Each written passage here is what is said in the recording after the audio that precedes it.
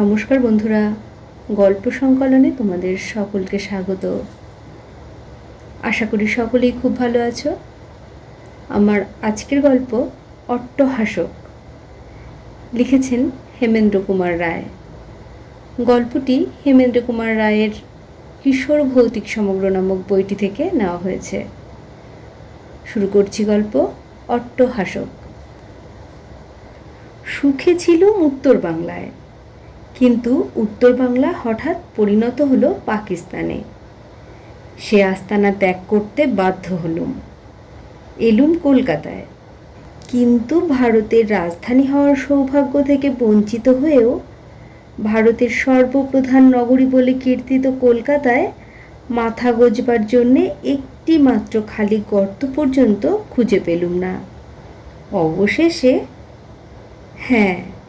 বহু গবেষণা ও পদচালনার পর অবশেষে হাওড়ায় শেষ প্রান্তে পাওয়া গেল একখানা ছোট্ট সেকেলে নড়বড়ে বাড়ি। বাড়ি তো ভারী, বুড়ো বাড়ি, বয়স তার ৬০-৭০-এর কম নয়। দোতলায় একখানা ঘর, ৩খানা ঘর একতলায়, সব ঘরই ছোট ছোট। ৩-৪ যুগের মধ্যে বাড়ির কোথাও যে রাজমিস্ত্রির হাত পড়েছে এমন সন্দেহ প্রকাশ করবার উপায় নেই। ভাঙা রেলিংহীন সিঁড়ি, তার উপর পদার্পণ করলে বুকও কাঁপে, সিঁড়িও কাঁপে। সর্বত্রই দেওয়ালের চুনসুরকির প্রলেপ খসে পড়েছে কিংবা খসে পুরি করছে। কোনো কোনো জানালার গড়াত ভাঙা। একতলার রোয়াকে যে একসময় সিমেন্টের আবরণ ছিল তার কিছু কিছু পরিচয় আজও পাওয়া যায়। মেটে উঠান, বর্ষাকালে পায়ের গোড়ালি পর্যন্ত কাদায় বসে যায়। কিন্তু সবচেয়ে বিপজ্জনক হচ্ছে বাড়ির পশ্চিম দিকের জমিটা। সেখানে আছে পানায় ভর্তি ডোবার মতো একটা ছোট পুকুর আর বেশ বড় বড় একটা জঙ্গল। তাকে নিবিড় অরণ্য বলা চলে। সেখানে রোজ রাত্রে নিয়মিতভাবে কণ্ঠ সাধনা করতে আসে শৃগালরা। সেখানে যখন তখন আনাগোনা করে নানা জাতের সাপ ও সরীসৃপরা। তাদের কেউ কেউ বাড়ির ভেতরেও তদারক করতে আসে মাঝে মাঝে। প্রথম যেদিন এখানে পদার্পণ করি, বাড়ি দেখেই গৃহিণী কাঁদো কাঁদো গলায় বললেন, ও মা গো, এ বাড়িতে আমি থাকতে পারবো না। আমি বললুম, থাকতে পারবে না কি সরলা, থাকতেই হবে। ভারত অঙ্গহীন হয়েছে বটে, আমরা বাস্তুহারা হয়েছি বটে, কিন্তু গান্ধীজি, নেহেরু, প্যাটেলের কৃপায় আমরা যে এখন স্বাধীনতা পেয়েছি, সেই স্বাধীনতার মূল্য দিতে হবে না? পরিবারের মধ্যে কেবল আমি, সরলা, কুত্তা টুনি ও বিল্লি মেনি, আমরা নিঃসন্তান। তাই শেষিক্ত দুটি চতুষ্পদের সাহায্যে সরলা তার মাতৃ হৃদয়ের অভাব কতকটা পূরণ করবার চেষ্টা করত। আমরা এখানে এসেছিলুম বর্ষার শেষে। একটু বেশি জোরে বৃষ্টি হলেই দোতলার ঘরের ছাদ দিয়ে ঝরত অনর্গল জল। দিনের বেলায় একতলার ঘরে এসে আত্মরক্ষা করতুম, কিন্তু রাত্রে সরলা কিছুতেই একতলায় নামতে রাজি হতো না।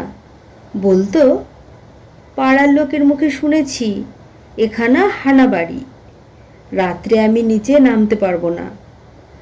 আমি বললুম, গিন্নি, পাড়ার লোকেরা ভ্রান্ত, ভূতেরা নির্বোধ নয়, হানা দেওয়ার জন্য তারা এমন একখানা যাচ্ছে তাই বাড়ি নির্বাচন করবে না। কিন্তু সরলা তবু নিচে নামবার নাম মুখে আনবে না। টুনি আর মেনি বৃষ্টি সমস্যার সমাধান করে ফেলেছিল খুব সহজেই। রাত্রে ছাদ ফুঁড়ে ধারাপাত হলেই তারা খাটের তলায় গিয়ে ঢুকতে একটুও দেরি করত না। খাটের বিছানা ভিজলেও তাদের দেহ ভিজত না। শেষটা আমরাও তাদের অনুসরণ করতে বাধ্য হতুম। সারমেয় মার্জারের কাছেও মনুবংশীয়রা জ্ঞান অর্জন করতে পারে। বর্ষা কাটল, শীত এলো, আমরাও স্বস্তির নিঃশ্বাস ফেলে বাঁচলুম। কিন্তু তারপর থেকে ঘটতে লাগলো সব ভয়াবহ ঘটনা। সত্যিই কি এখানে হানাবাড়ি? একদিন সন্ধ্যার পর টুনি চাঁদের আলোয় বাগানে বেড়াতে গিয়েছে। শোনায় ভালো বলে জঙ্গলের নাম দিয়েছিলাম আমরা বাগান। টুনি অবশ্য চন্দ্রকিরণ উপভোগ করবার জন্য বাগানে বেড়াতে যায়নি। ওখানে সে যেত ভেক শিকার করতে। হাওড়া অঞ্চলে ভেক শিকারে সে ছিল অদ্বিতীয়। কিন্তু সেদিন টুনি বাগানে গিয়ে হঠাৎ আর্তস্বরে প্রাণপণে চিৎকার করে কেঁদে উঠল। তারপর সব চুপচাপ। একটা লণ্ঠন ও লাঠি নিয়ে বাগানে ছুটে গেলুম, কিন্তু টুনির কোনো চিহ্নই আর আবিষ্কার করতে পারলুম না। তারপর সে আর ফিরে আসেনি। সরলা কেঁদে কেঁদে অস্থির। মেনি শিকার করত বাড়ির ভিতরেই। সে ছিল ইঁদুর ও আরশোলা মারতে ওস্তাদ, কিন্তু সেও রাত্রে উদ্যান ভ্রমণ করতে ভালোবাসত। বোধহয় সে উদ্যান বিহারী অন্যান্য বিড়ালদের সঙ্গে আলাপ করতে ভালোবাসত। কিন্তু একদিন রাত্রে সেও বাগানে গিয়ে বিকট চিৎকার করে কেঁদে উঠে একেবারে নিখোঁজ হলো। ব্যাপার ক্রমেই আরও সঙ্গীন হয়ে উঠল। রাত্রি হলেই বাড়ির একতলায় কারা যেন আনাগোনা করে। এটা ওটা সেটা নিয়ে টানাটানি করে। শব্দ শুনে ঘর থেকে বেরিয়ে পড়ি। সরলার নিষেধ না মেনেই নিচে নেমে যাই, কিন্তু জনপ্রাণীকেও দেখতে পাই না। রান্নাঘরে খাবার থাকলেই কে খেয়ে যায়। ধরলুম ভাঙা জানালা দিয়ে বাড়ির ভেতরে চোর আসে, কিন্তু সে বাসন কুসন চুরি না করে কেবল খাবার খেয়েই খুশি হয়ে সরে পড়ে কেন? তারপর এক গভীর রাত্রে হঠাৎ আমার ঘুম ভেঙে গেল। ধর্মর করে উঠে বসে দেখি বিছানার এক কোণে দুই হাতে দুই কান চেপে সরলা সভয়ে ঠকঠক করে কাঁপছে। ব্যাপার কি সরলা, কি হয়েছে? তুমি অমন কাঁপছ কেন? শিউরোতে শিউরোতে সরলা বললে, বাগান থেকে কে হেসে হেসে উঠছে। তার মুখের কথা ফুরোতে না ফুরোতেই শুনলুম বাড়ির পশ্চিম দিকের জঙ্গলের ভেতরে উঠল অট্টহাস্যের ধ্বনি। তেমন ভয়ঙ্কর অট্টহাসি আমি জীবনে আর কখনো শুনিনি। সরলা তো ভীরু নারী মাত্র। সে হাসি শুনে আমারও সারা গায়ে কাঁটা দিয়ে উঠল। ও কে হাসে? কোনো পাগল টাগল? কিন্তু পাগলও তো মানুষ, আর ও হাসি যে একেবারেই অমানসিক। ও অট্টহাসির মধ্যে রয়েছে যেন একটা অপার্থিব অমঙ্গলকর বিশ্বগ্রাসী বুভুক্ষা। কোনো পাগলই অমন করে হাসতে পারে না। সরলা শাস্ত্রু নেত্রে বললে, ওগো, এখনো কি তুমি বিশ্বাস করবে না? এখানে ভূত আছে। কালকেই এখান থেকে পালাই চলো। আমি বললুম, না, কাল সকালে উঠে আগে আমি একটা বন্দুক কিনে আনবো। শেষ পর্যন্ত না দেখে কাপুরুষের মতো বাড়ি ছেড়ে পালাবো না। পরের দিন রাত্রেও আবার সেই ভীষণ হাস্যধ্বনি শুনলুম বটে, কিন্তু অনেক দূর থেকে। বন্দুক হাতে নিয়ে দোতলার জানালার সামনে গিয়ে দাঁড়ালুম, কিন্তু হাস্যধ্বনি আর কাছে এগিয়ে এলো না। নৈশ আকাশকে বিষাক্ত করে তুলে হাসি থামল, এবং তার পরিবর্তে জেগে উঠল পথের কুকুরদের ভীত আর্তধ্বনি। আর একটা বিষয় লক্ষ্য করছি, আজ কয়দিন ধরে পশ্চিমের জঙ্গলে শৃগাল সবাই কোলাহল শোনা যাচ্ছে না। কোনো অজ্ঞাত বিভীষণ নিশাচরকে দেখে তারা এখান থেকে পালিয়ে গিয়েছে।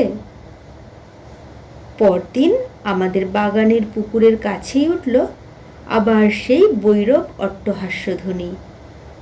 সে যেন খালি হাসিও নয়, কাশিও বটে। কে যেন একসঙ্গেই বিকট স্বরে কাশছে আর হাসছে, কাশছে আর হাসছে। কি তীব্র ধ্বনি!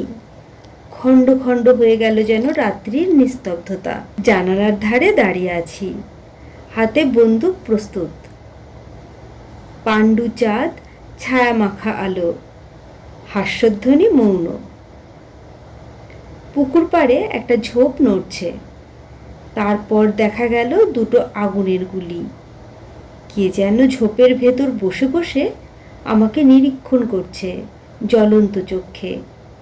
সেই অগ্নিময় হিংসুক চোখ দুটোর মাঝখানে লক্ষ্য করে টিপলুম আমার বন্দুকের ঘোড়া। সঙ্গে সঙ্গে নিভে গেল দীপ্ত চোখ দুটো। পরের দিন ভোরের আলো ফোটার সঙ্গে সঙ্গেই বাগানের ভেতরে ছুটে গেলাম। পুকুর পাড়ের সেই ঝোপের কাছে গিয়ে দেখি একটা মস্ত বড় হায়না সেখানে মরে কাঠ হয়ে পড়ে আছে। চমৎকৃত হলুম। প্রথমটা নিজের চোখকেই বিশ্বাস করতে পারলুম না। হায়েনার হাসি বিশ্রী অট্টহাসির মতো বটে, কিন্তু হাওড়া শহরে হায়না, এও কি সম্ভবপর? দুদিন পরেই এ রহস্যেরও কিনারা হলো। খবর পাওয়া গেল হাওড়া ময়দানে একটা সার্কাসের দল এসেছে। কয়েকদিন আগেই তার পশুগৃহ থেকে একটা হায়না কেমন করে পালিয়ে গিয়েছিল। শেষ হলো গল্প অট্টহাসক। গল্প পাঠ ভালো লেগে থাকলে চ্যানেলটিকে একটি লাইক করো, সাবস্ক্রাইব করে পাশে থেকো। সকলেই সুস্থ থেকো, ভালো থেকো। অনেক ধন্যবাদ।